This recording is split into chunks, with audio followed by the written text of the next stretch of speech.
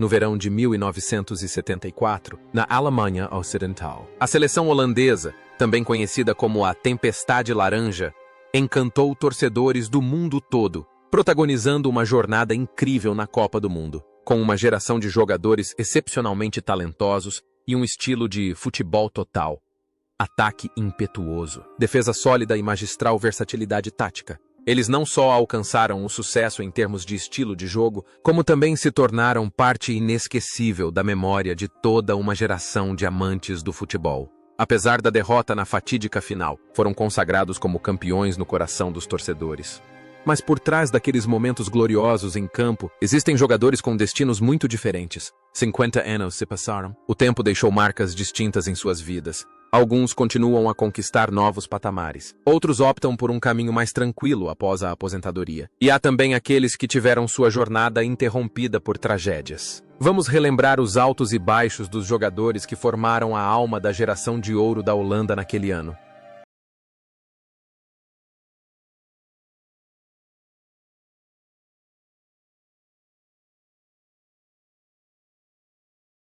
Neeskens era o guerreiro que protegia o artista chamado Cruyff, aos 22 anos. Ele era a máquina de movimento perpétuo da Tempestade Laranja, destacando-se por seu espírito de luta ardente, sua capacidade de desarmar com agressividade, mas também com grande técnica. Seu pênalti inicial na final de 1974 foi a prova mais clara de seu caráter inabalável, forte, direto e destemido. A carreira de Neeskens esteve intimamente ligada à de seu pai, Cruyff, quando seguiu os passos de São Johan no Barcelona e, posteriormente, no New York Cosmos. Ele era carinhosamente chamado de Johan II, Johan, o segundo pelos torcedores catalães, não apenas por causa de seu nome, mas também por sua dedicação. Após se aposentar dos gramados, Neeskens optou pela carreira de treinador, viajando por lugares como Suíça, Austrália e África do Sul, espalhando seu amor pelo futebol e semeando sementes em terras distantes. Ele viveu uma vida sem o alarde das estrelas contemporâneas, mas contribuindo silenciosamente.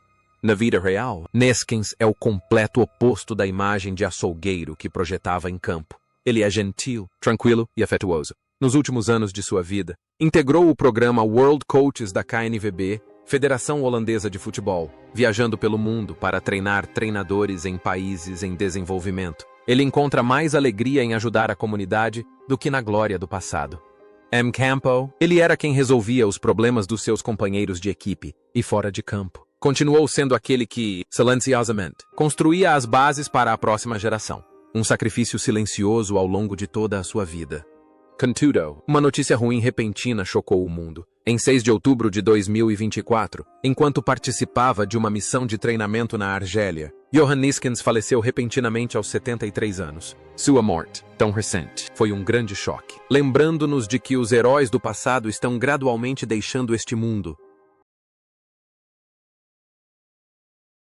Rob Rensenbrink era um estranho nos elencos estrelados do Ajax e do Feyenoord da época, tendo jogado na Bélgica, apelidado de A Cobra. Rensenbrink possuía habilidades incríveis de drible e uma capacidade temível de marcar gols. Na Copa do Mundo de 1974, ele se encaixou perfeitamente na ponta esquerda, mas o destino parecia sempre lhe pregar peças, já que muitas vezes era ofuscado pela aura de Cruyff.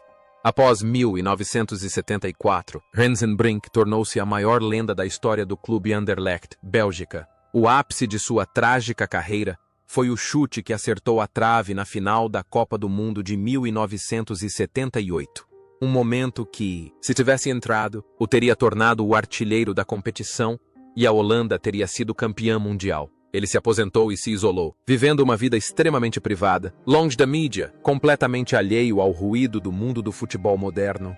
Rensenbrink levava uma vida simples no campo de Oostzaan. Gostava de pescar e cuidar do jardim, e raramente concedia entrevistas. Carregou o medo de ser preso pelo resto da vida, mas o enfrentou em silêncio. Nos últimos anos, lutou contra a terrível doença, atrofia muscular espinhal, AMI, que gradualmente imobilizou o outrora flexível Homem-Cobra. M. Campo, ele era um artista melancólico, e fora dele, um recluso. O silêncio de Rensenbrink foi uma nota triste na brilhante sinfonia do futebol holandês. A jornada do artista discreto chegou ao fim. Em 24 de janeiro de 2020, Rob Rensenbrink faleceu aos 72 anos devido a complicações da distrofia muscular. Ele partiu com o pesar de uma glória que esteve a um passo de distância.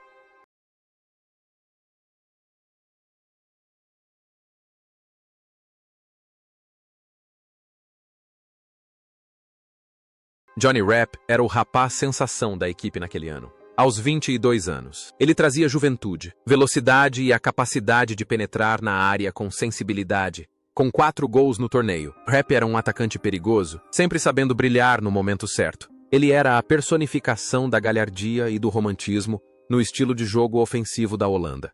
Após a Copa do Mundo, Rapp jogou na Espanha, Valência e na França, Bastia. Saint-Étienne, tornando-se o jogador holandês com mais gols em Copas do Mundo, recorde que permanece até hoje, com 7 gols. Sua vida foi uma sucessão de dias de glória, romances e também tropeços após a aposentadoria. Ele chegou a admitir ter passado por dificuldades financeiras e solidão depois de deixar os gramados.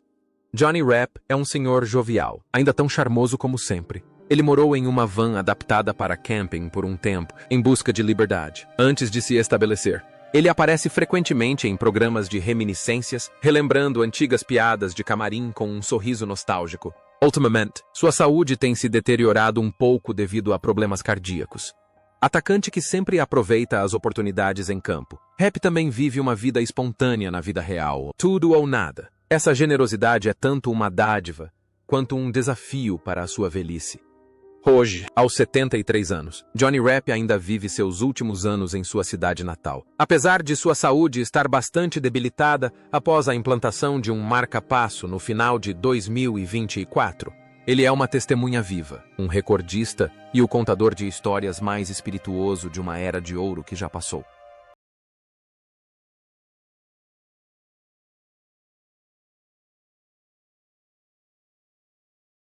Van Hanegem era o complemento perfeito para Cruyff, lento, taciturno, mas com um passe em forma de banana que atravessava as defesas. Ele jogava com uma motivação especial, uma vingança pessoal contra os alemães, decorrente de uma tragédia familiar durante a Segunda Guerra Mundial. M. Campo era uma rocha, mentalmente forte e astuto, mas também artístico. Após uma brilhante carreira como jogador no Feyenoord, tornou-se um treinador de sucesso e, mais tarde, um dos comentaristas jornalistas mais incisivos da Holanda. Era conhecido por sua personalidade franca e rabugenta, e não tinha medo de criticar ninguém, nem mesmo seus jogadores estrelas. A vida de Van Hanegem é uma história de superação de perdas. Seu pai e irmãos morreram na guerra. Ele venceu o câncer de próstata em 2018 com a mesma tenacidade com que encarava o futebol.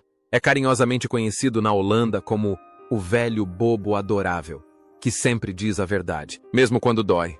Sua postura curvada em campo parece ser o fardo do passado que carrega, mas também sua firmeza diante de todas as tempestades da vida. Ele é espinhoso e inacessível, mas por dentro reside um coração apaixonado por futebol. Hoje, aos 80 anos, Willem van Hanegem continua sendo uma voz influente na imprensa holandesa. Ele permanece lúcido, perspicaz, e um símbolo eterno do Feyenoord, lembrando à geração mais jovem o valor da resiliência. Johan Cruyff não era apenas o capitão, ele era São Johan, a alma do meio-campo, e também a ponta de lança mais afiada da seleção holandesa de 1974. Com seus dribles graciosos, o famoso giro de Cruyff, e um pensamento tático à frente de seu tempo, ele transformou o futebol em uma arte performática. A atuação de Cruyff aos 27 anos demonstrou excelência absoluta, fazendo com que o mundo inteiro se curvasse em admiração ao conceito de jogador completo.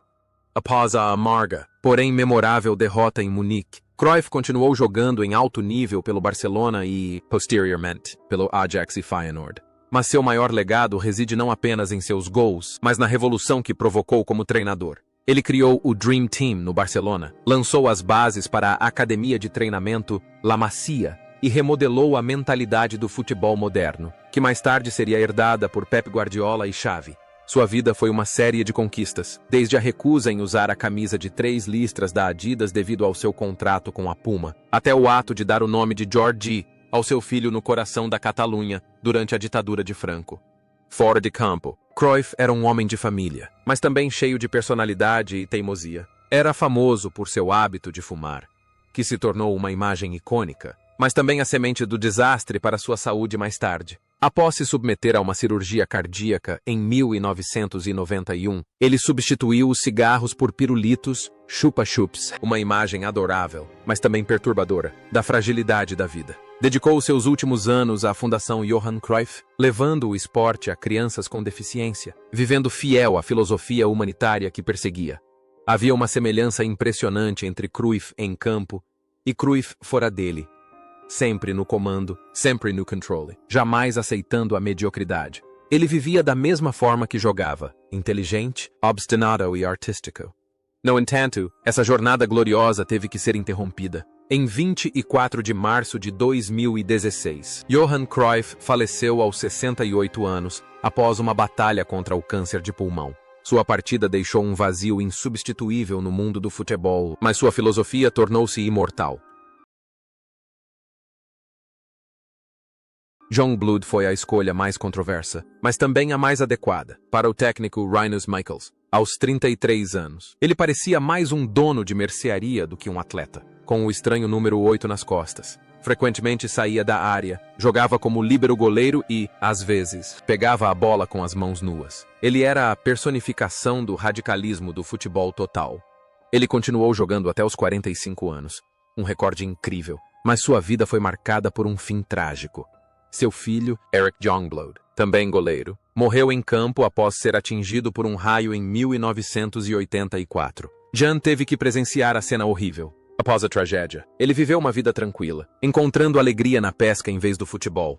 Youngblood era um homem simples, desinteressado em fama e fortuna. Certa vez, recusou-se a integrar o grande Ajax apenas para ter tempo para pescar. A dor da perda do filho o transformou para sempre, tornando-o um pai profundamente triste, mas que ainda assim tentava viver com coragem. M. Campo, ele é um goleiro excêntrico, solitário no meio de um gol enorme. Na vida real, ele também precisa suportar sozinho a maior dor de sua vida. A imagem dele pegando a bola sem luvas é a maneira como ele encara a vida, nu e sem qualquer proteção. A jornada do lendário goleiro chegou ao fim. Em 30 de agosto de 2023, Jan Youngblood faleceu aos 82 anos após uma longa doença. Ele deixou para trás a história de um homem comum que fez coisas extraordinárias. Ruud Krol era a personificação da elegância na defesa. Com seus longos cabelos românticos e postura tranquila, ele não só defendia, como também iniciava ataques com passes longos e precisos. Seu potente chute de longa distância contra a Argentina ou suas arrancadas pelas laterais foram lições clássicas para a posição de lateral moderno. Após a era de ouro do Ajax, Krol mudou-se para a Itália para jogar no Napoli e tornou-se um ídolo, algo raro para um jogador estrangeiro naquela época.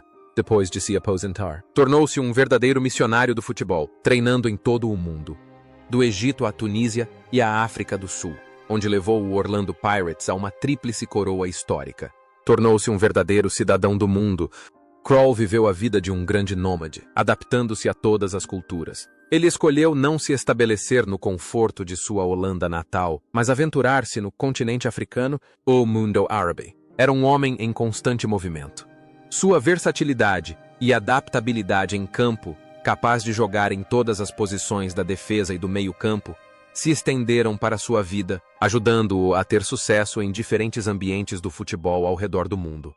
Hoje, aos 75 anos, Ruud Krol ainda conserva a elegância de um cavalheiro. Embora não esteja liderando nenhuma equipe no momento, é frequentemente convidado como consultor e especialista, trabalhando com a experiência de uma vida nômade para transmitir à próxima geração.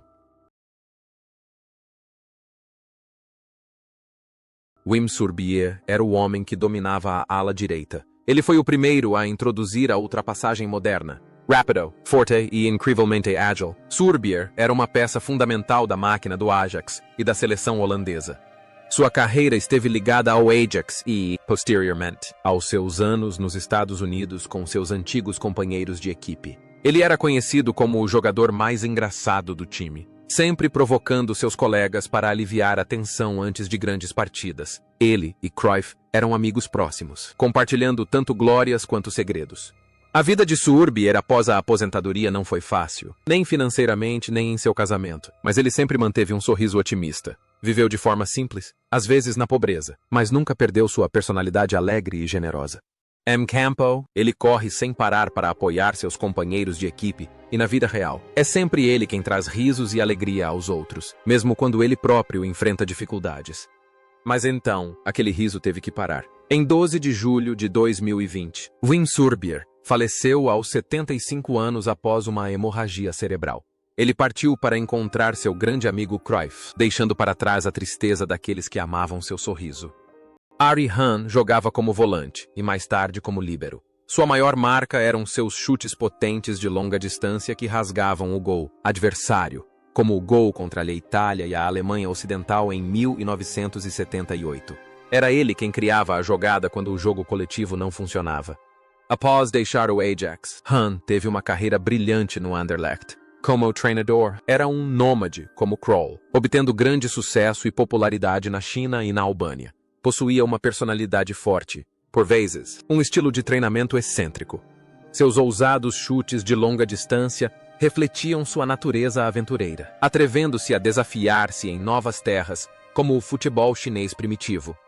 Hoje, aos 76 anos, Arie Hahn se aposentou após muitos anos viajando por diversos continentes. Ele leva uma vida reservada, mas ainda é lembrado como um dos chutadores mais poderosos da história do futebol americano.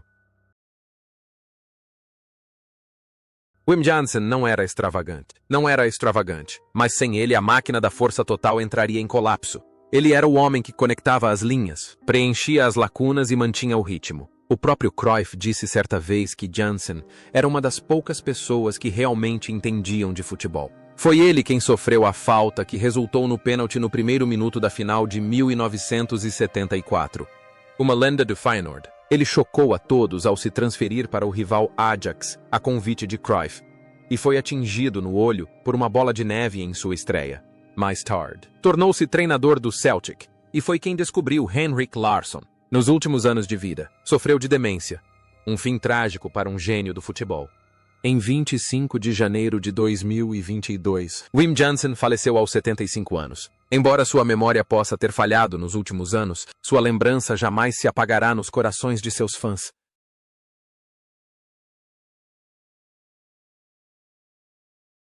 Wim Rijsbergen era o homem que ficava para trás para trancar a porta e preencher o vazio deixado pelo veloz atacante Ruud Krol. Aos 22 anos, jogou todas as 7 partidas no papel de um zagueiro clássico, feroz, intransigente e extremamente disciplinado. Rijsbergen era a base sólida, aquele que fazia o trabalho mais árduo para que os artistas acima pudessem se sentir seguros bordando e tecendo brocados. Após seu triunfo com o Feyenoord e 2 brilhantes Copas do Mundo, Rijsbergen tomou uma decisão ousada. Cruzou o oceano rumo aos Estados Unidos para jogar pelo New York Cosmos. Lá, tornou-se companheiro de deuses como Pelé e Franz Beckenbauer, desfrutando do extravagante espetáculo do futebol americano. Depois de pendurar as chuteiras, tornou-se um verdadeiro missionário do futebol, liderando equipes em regiões remotas como Trinidad e Tobago, Indonésia e Ilhas Salomão. Rijsbergen era um homem de negócios, sério e despretensioso. Sua vida era uma constante viagem entre continentes. Ele dedicou grande parte de sua vida pós-jogador ao desenvolvimento do futebol em áreas carentes, demonstrando uma mente aberta e uma dedicação incansável. M. Campo, ele é aquele que silenciosamente protege seus companheiros de equipe para que brilhem. Na vida real, como treinador, ele continua nos bastidores apoiando pequenos times de futebol a crescerem. Uma notável consistência na personalidade deste homem. Hoje, aos 73 anos, Wim Rijsbergen se aposentou na Holanda após sofrer um leve ataque cardíaco há alguns anos. Ele ainda é lembrado como um dos melhores zagueiros de sua geração, tendo jogado ao lado de São João e do rei do futebol, Pelé. Piet Keizer chegou à Copa do Mundo de 1974 como uma lenda viva do Ajax, rival de Cruyff e seu parceiro mais consistente. No entanto, o torneio representou um ponto baixo em sua carreira, já que o técnico Rinus Michels preferiu Rob Rensenbrink. Keizer jogou apenas uma partida, contra a Suécia. Mesmo assim, sua presença no banco de reservas simbolizava a enorme qualidade do elenco que a Holanda possuía naquela época. Piet Keizer era um símbolo de lealdade absoluta, um homem de um só clube, que jogou apenas pelo Ajax durante toda a sua carreira. No entanto, logo após a Copa do Mundo de 1974, um conflito com o técnico Hans Kraaij sobre táticas o levou a tomar uma decisão chocante: aposentar-se imediatamente aos 31 anos. Ele rompeu completamente com o futebol profissional, recusando todas as ofertas para se tornar treinador ou comentarista, optando por desaparecer dos holofotes.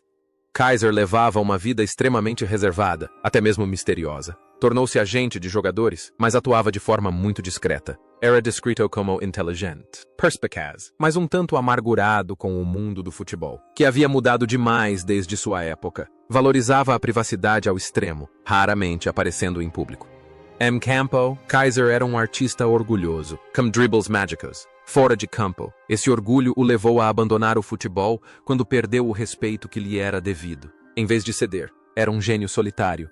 No entanto, a jornada desse gênio terminou em infinita tristeza. Em 10 de fevereiro de 2017, Piet Kaiser faleceu aos 73 anos após uma breve batalha contra o câncer de pulmão. Sua partida fez com que as pessoas percebessem repentinamente: o futebol holandês lhe devia uma homenagem mais digna enquanto ele estava vivo.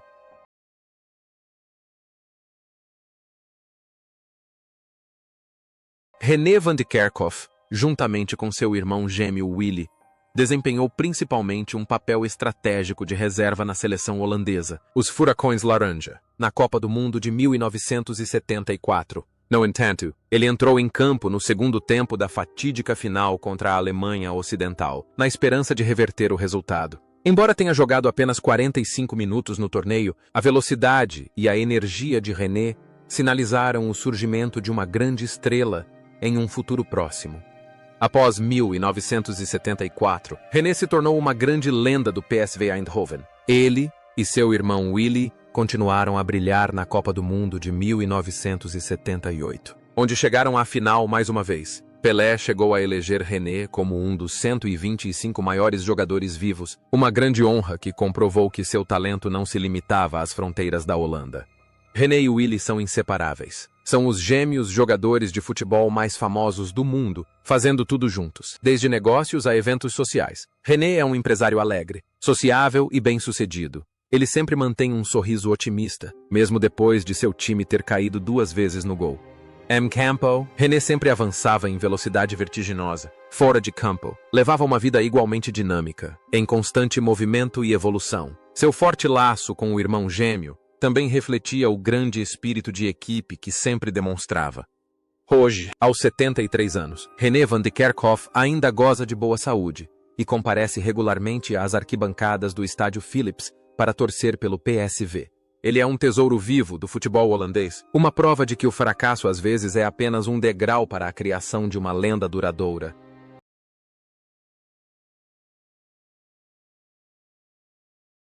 Rinus Israel chegou à Copa do Mundo de 1974 como um veterano experiente, o capitão que havia erguido a taça dos campeões europeus com o Feyenoord em 1970. Embora tivesse que ficar no banco de reservas contra a dupla Krol-Heisbergen, devido à filosofia de Michels de priorizar o Ajax sempre que entrava em campo, 3 partidas. Rinus de Aço demonstrava sua autoridade e habilidade inigualável no jogo aéreo. Ele era o plano B perfeito quando a equipe precisava de tenacidade e força física.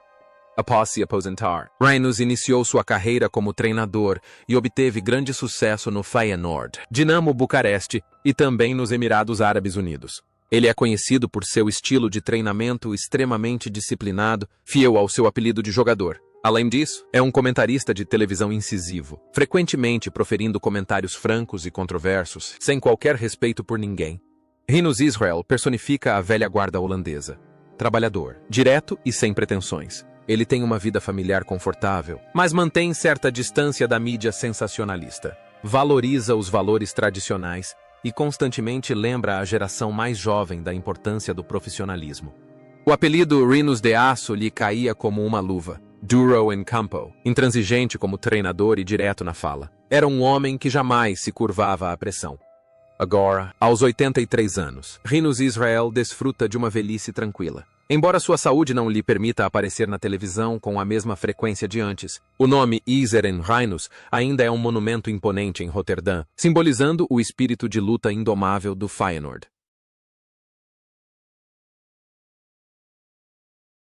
Theo de Jong não é o primeiro nome mencionado na escalação inicial, mas é o trunfo na manga de Rinus Michels. Na fase de grupos, ele marcou o gol da vitória por 4-1 sobre a Bulgária. Notavelmente, na final, quando a Holanda estava perdendo, ele entrou no lugar de Wim Riesbergen para aumentar o poder de fogo do ataque. A agressividade e a capacidade de chute de longa distância de de Jong são as armas secretas da Tempestade Laranja. Após deixar o Feyenoord, de Jong teve uma carreira nômade interessante, jogando em Hong Kong, Seiko, um destino incomum na época. Sua carreira como treinador foi ainda mais rica, comandando clubes e equipes em todo o mundo, de Camarões, Irã e Mongólia à Nigéria. Foi ele quem levou a filosofia do futebol holandês aos lugares mais remotos. Theo de Jong era um homem de mente aberta e aventureiro. Sua aceitação em jogar na Ásia na década de 1980 mostrou que ele não tinha medo de desafios e de explorar novas culturas. Ele tem um filho, Dave de Jong, que também se tornou jogador de futebol, seguindo os passos do pai. Seu papel como dublê em campo parece tê-lo treinado para ter uma grande capacidade de adaptação. Ele não precisa ser a estrela mais brilhante, mas está disposto a ir a qualquer lugar, a fazer qualquer coisa para contribuir com o futebol.